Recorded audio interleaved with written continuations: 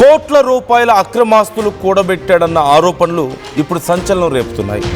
Saikrishna missing కేసులో ఇప్పుడు నాగరాజు మీద ఓవైపు విచారణ జరుగుతోంది. ఇదే సమయంలో పెద్ద ఎత్తున అవినీతికి పాల్పడ్డాడని, కోట్ల రూపాయలు కూడబెట్టాడన్న ఆరోపణలు కూడా మరింత సంచలనాన్ని కలిగిస్తున్నాయి.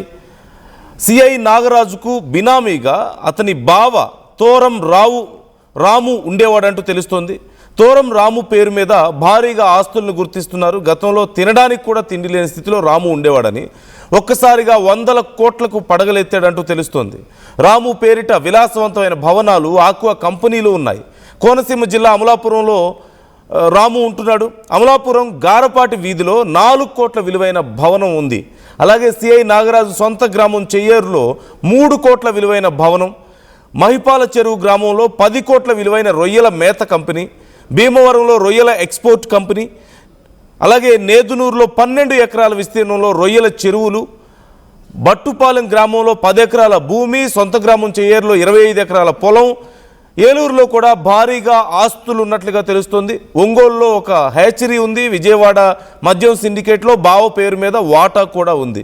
సో మొత్తం మీద బావ రాము పేరు మీద భారీ ఎత్తున ఆస్తులను కూడగట్టినట్లుగా తెలుస్తుంది. బినామీగా ఉపయోగించుకున్నారు అనే ఆరోపణలు ఇప్పుడు వస్తున్నాయి. ఈ నేపథ్యంలో ఒక సిఐకి ఇన్ని కోట్ల ఆస్తులు ఎలా వచ్చాయి ఇప్పుడు అనేది చాలా కీలకంగా మారింది. దీనికి సంబంధించి మనం డీటెయిల్స్ తెలుసుకోబోతున్నాం. మా ఏబీ ఇన్పుట్ ఎడిటర్ కృష్ణమోహన్ మనతో జాయిన్ అవుతున్నారు. ఇదిగో మీకు కనిపిస్తోంది ఓవైపు ఇప్పటికే మహిపాల చెరువులో శ్రీరామ ఆక్వా సీడ్స్ కంపెనీ కనిపిస్తోంది మీకు. ఇది కూడా వాళ్ళ బావ పేరు మీద ఉన్నట్లుగా తెలుస్తుంది. సిఐ నాగరాజు స్వగ్రామం మీకు చెయ్యేరు ఈ ప్రాంతంలో పెద్ద ఇల్లు బావ పేరు మీద అండ్ 25 ఎకరాల పొలం కూడా ఉన్నట్లుగా తెలుస్తుంది. అదిగో మీకు అక్కడ ఒక ఇల్లు కనిపిస్తుంది కదా, ఒక ఇల్లు, చాలా కాస్ట్లీ హౌస్ ఒకటి కనిపిస్తుంది. ఒకప్పుడు తినడానికి తిండి లేని వాళ్ళకి ఇన్ని కోట్ల ఆస్తులు ఎక్కడి నుంచి వచ్చాయనే ప్రశ్న ఇప్పుడు వస్తుంది. ఇటు మరోవైపు అమలాపురం గారపాటి వీధిలో 4 కోట్లు విలువ చేసే విలాసవంతమైన భవనం అక్కడ మీకు కనిపిస్తుంది. ఇలా పెద్ద ఎత్తున ఆస్తులు వీళ్ళ పేరు మీద ఉన్నాయంటూ తెలుస్తుంది. అదిగో మీకు కనిపిస్తున్నాడు తోరం నాగరాజు బావ అంటూ చెప్తున్నారు. ఒకప్పుడు ఏమీ లేని వీళ్ళకి ఇన్ని ఆస్తులు ఎక్కడి నుంచి వచ్చాయి అనేదే ఇప్పుడు అతిపెద్ద ప్రశ్న. ఇప్పటికే సిఐ నాగరాజు మీద లేదంటే అతని టీం మీద కూడా పెద్ద ఎత్తున ఆరోపణలు ఉన్నాయి, చాలా సెటిల్మెంట్లు చేసేవాళ్ళు అని. మరోవైపు నాగరాజు చాలా మంచివాడని చెప్పేసి చెప్తున్న వాళ్ళు కొంతమంది మనకు కనిపిస్తున్నారు. ఈ నేపథ్యంలో మరి ఈ ఆస్తుల సంగతి ఏంటి అనే ప్రశ్న ఇక్కడ ఉత్పన్నం అవుతుంది ఖచ్చితంగా.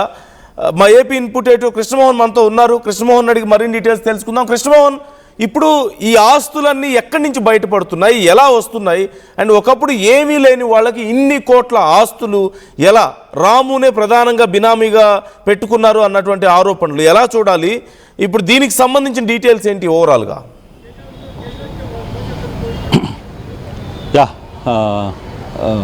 నందు, బేసిక్గా సిఐ నాగరాజు అసలు పేరు సోడా సురేష్ నాగరాజు. అసలు పేరు అందరూ నాగరాజు అంటున్నారు, కానీ అసలు పేరు సురేష్ నాగరాజు. బేసిక్గా ఈ నాగరాజుకు సంబంధించిన వ్యవహారాలు మొత్తం కూడా ఉమ్మడి ఈస్ట్ అండ్ వెస్ట్ జిల్లాల్లో, అంటే ఉభయ గోదావరి జిల్లాల్లో వీళ్ళ ఆస్తులకు సంబంధించిన వివరాలు ఆర్టీవీకి బాధితులు, అక్కడ ఉన్న వ్యవహారాలు చూసే వాళ్ళ వ్యక్తులు పూర్తిగా కూడా ఆర్టీవీకి పంపించిన పరిస్థితి, ఆర్టీవీ డెస్క్కి పంపించిన నేపథ్యం మనం చూసాం. దీంట్లో చాలా కీలకమైన అంశాలు కనపడుతున్నాయి. ఒక్కొక్కటి చూస్తే నిజంగానే ఆశ్చర్యాన్ని కలిగిస్తుంది. కోట్ల రూపాయలు అక్రమాస్తులను ఎలా కూడగట్టారు, తన బావ అంటే తన చెల్లెలి భర్త ఎవరైతే ఉన్నారో తోరం రాము అనే వ్యక్తి మీద వీళ్ళకి సంబంధించిన ఆస్తి వివరాలన్నీ కూడా బయటికి వచ్చాయి. దాంట్లో అన్నిటిని కూడా వాళ్ళ అక్కడ ఉన్న స్నేహితులు, తర్వాత వీళ్ళ వ్యవహారాలు చూసే వాళ్ళందరూ కూడా ఇప్పుడు ఆర్టీవీకి పంపించిన పరిస్థితి. ఒకసారి కానీ చూస్తే తోరం రాము మీద ఉన్న ఆస్తులు కావచ్చు, ఎందుకంటే ఈయన సిఐగా ఉన్నారు కాబట్టి ఈయన పేరు మీద ఆస్తులు ఉంచలేదు. ఒకప్పుడు రాము చాలా సాధారణంగా జీవితాన్ని గడిపేవాడు. ఇటీవల కాలంలో చాలా పెద్ద స్థాయిలో ఒక పెద్ద హ్యాచరీ కావచ్చు, లేకపోతే వివిధ రంగాల్లో వ్యాపారాల్లో ఆయన కీలకంగా మారాడు అనేది తెలుస్తుంది. అంటే వాళ్ళు చెప్పేది అంటే ఈ నేపథ్యంలో కూడా పోలీసులు అధికారులు ఇతని ఆస్తులు ఏంటి, ఇతని వ్యవహారాలు ఏంటి, దీని మీద పూర్తి విచారణ జరిపించాలి అని కోరుకుంటున్నారు. దీంట్లో ప్రధానంగా మనం ఒకసారి చూసుకుంటే రాము పేరు మీద ఉన్న భవనాలు వీళ్ళంటిని చూసుకుంటే కోనసీమ జిల్లా అమలాపురంలో ఉంటున్న తోరం రాము అమలాపురం గారపాటి వీధిలో 4 కోట్ల విలువైన ఒక భవనం కలిగి ఉన్నాడు. అలాగే దీంట్లో కూడా ఈయనకి నాగరాజుకి భాగస్వామ్యం. సిఐ నాగరాజు సొంత గ్రామమైన చెయ్యూరులో, నాగరాజు సొంత ఊరు చెయ్యూరులో 3 కోట్ల విలువైన ఒక మంచి బంగ్లా ఆయన కట్టుకొని ఉన్నారు.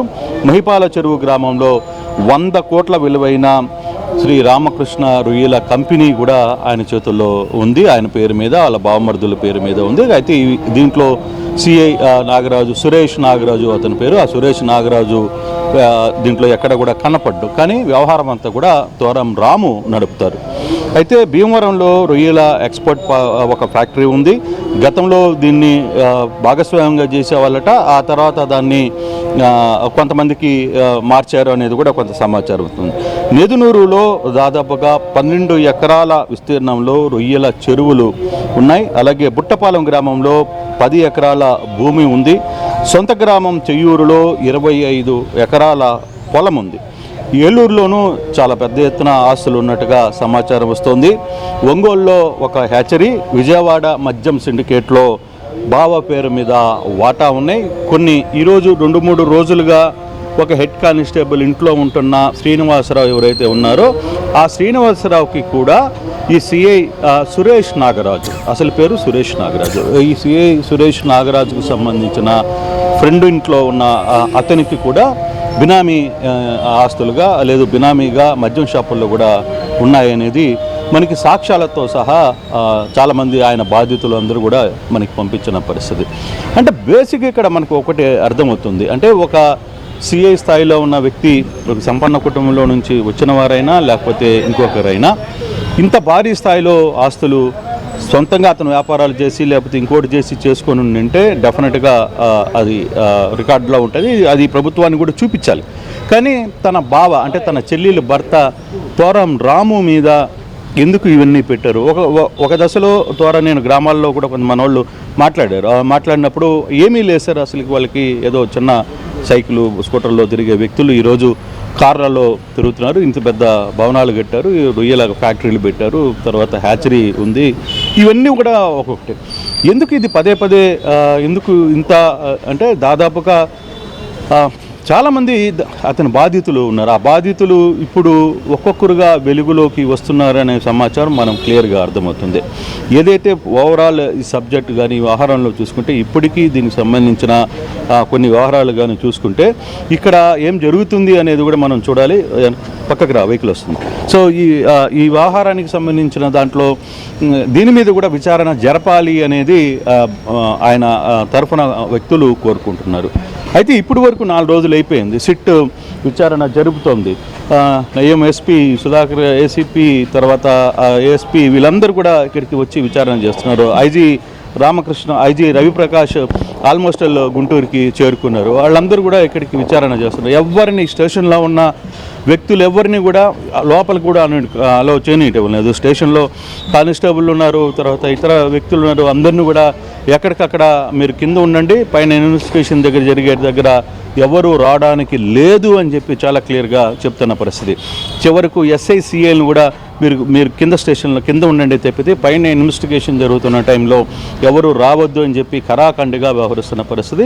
సిట్ మాత్రం చాలా సీరియస్గా వ్యవహారాన్ని ఎప్పటికప్పుడు తీసుకుంటుంది. ఏడీసీపీ లలితా కుమార్ని నిన్న కూడా మళ్ళీ పిలిచారు, రాత్రి చాలాసేపు ఆమె ఉంచారు.